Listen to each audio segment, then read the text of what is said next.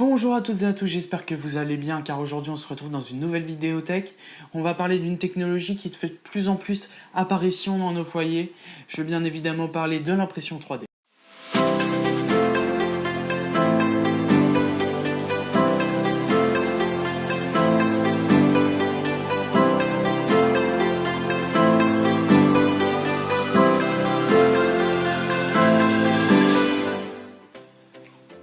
Alors l'impression 3D, qu'est-ce que c'est?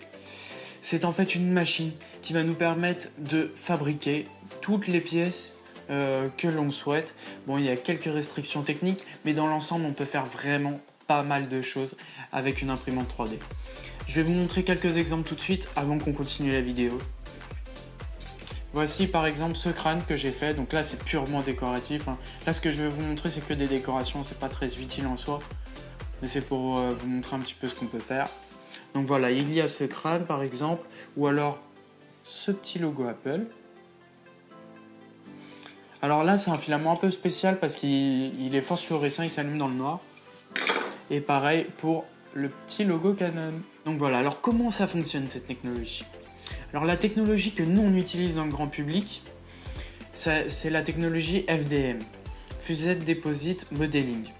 Ça consiste finalement à faire passer donc un filament de plastique, donc PLA, ABS ou même il y en a d'autres, dans une buse, la buse qui va faire chauffer, donc fondre le plastique et qui va se déplacer pour dessiner en quelque sorte notre pièce directement sur le plateau. Et avec une succession de plusieurs petites couches, on arrive finalement à une impression finie, comme par exemple, voilà. Donc ça en fait vous pouvez vous demander ce que c'est.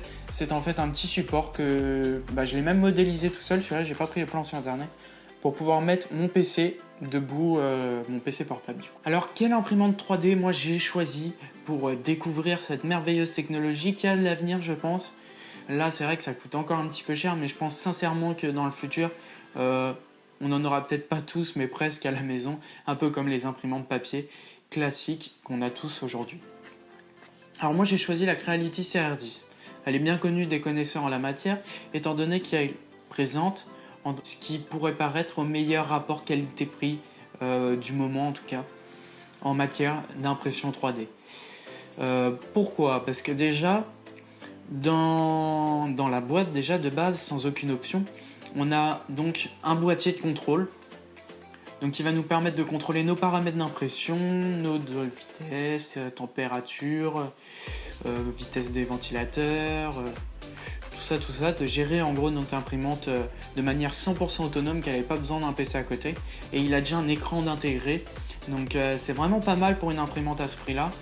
On fera plus tard les comparaisons après quand je vous parlerai du prix, mais c'est vraiment pas mal. Elle possède aussi un plateau chauffant. Donc à quoi ça va servir le plateau chauffant? Ça va tout simplement servir à faire adhérer donc le plastique directement sur le plateau. Pour le PLA encore, bon, on pourrait s'en passer, mais c'est vrai que pour l'ABS par contre c'est un plastique qui est beaucoup plus compliqué donc à faire adhérer, et c'est quand même vraiment bien de l'avoir. Alors qu'est-ce qu'elle a d'autre qui est très intéressant comme particularité? C'est qu'elle a un très gros volume d'impression. On peut imprimer des pièces de 30 cm par 30 cm sur 40 cm de haut, donc c'est vraiment énorme. Pour tout vous dire, j'ai jamais été encore jusqu'à 40 cm de haut, et je crois qu'en largeur, la plus grosse pièce que j'ai fait c'est celle-là qui fait pratiquement 30 cm. Ça recouvrait pratiquement toute la largeur du plateau, et là pour le coup ça m'a pris 21h50, quelque chose comme ça à faire cette pièce. Donc voilà, pour vous donner un ordre d'idée. Alors est-ce que moi je suis satisfait de cette imprimante? Déjà sans vous parler du prix, oui j'en suis très satisfait de par la qualité de fabrication que je trouve vraiment intéressante, la qualité aussi de l'impression finale. Alors bien sûr la qualité va aussi dépendre de vos paramètres que vous choisissez, parce qu'on peut aussi définir la qualité d'impression qu'on souhaite. Donc moi j'ai tout mis en qualité moyen voire mauvaise, parce que j'ai mis en 0,2, c'est pas vraiment de la bonne qualité, et pourtant je suis quand même plutôt satisfait des impressions que j'ai faites avec cette imprimante. Donc voilà. Donc je vais vous montrer déjà qui passera en même temps que je parle. Donc l'imprimante en elle-même, tout ça. Il y aura quelques plans normalement qui devraient passer. Je vais faire ça au montage. Et en fin de vidéo, vous verrez des timelapses, donc d'une impression pour voir comment ça se passe si vous avez jamais vu. Et peut-être que vous-même vous intéressez à cette technologie. Alors maintenant, son prix. Son prix, on peut la trouver entre 3 et 400 euros. Les prix varient beaucoup. Le seul problème, c'est qu'on ne la trouve pas vraiment en France ou alors ça a des prix exorbitants et ça vaut vraiment pas le coup. Pour la commander, il faut la commander en Chine. Donc moi je l'ai commandé sur Gearbest. Je sais qu'il y a aussi Banggood qui la vend, il me semble.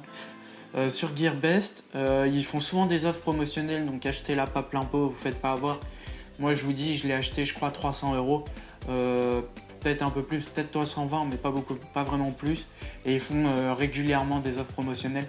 Je vous conseille sincèrement de ne pas vous jeter directement sur les premiers que vous voyez, parce que ça vaut...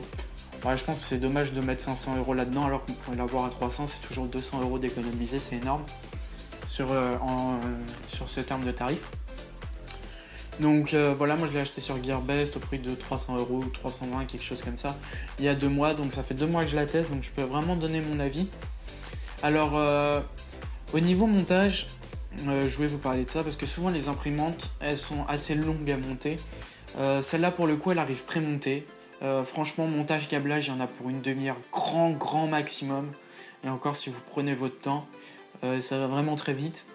On a, je crois, 4 vis à mettre et allez, peut-être moins d'une dizaine de prises à brancher. Tout est marqué sur les fils.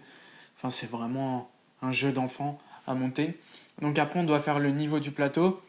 Donc bon, ça, c'est un petit peu plus compliqué. Il y a des vidéos qui sont sur Internet pour voir comment on fait tout ça. Vous avez des petites molettes en dessous du plateau que vous tournez pour mettre des niveaux suivant comment ça imprime, tout ça. Et donc bah voilà, je vous laisse sur quelques petits timelapses pour vous faire une idée donc de comment ça se passe, l'impression 3D, tout ça. Et je vous dis à bientôt pour une prochaine. Ciao.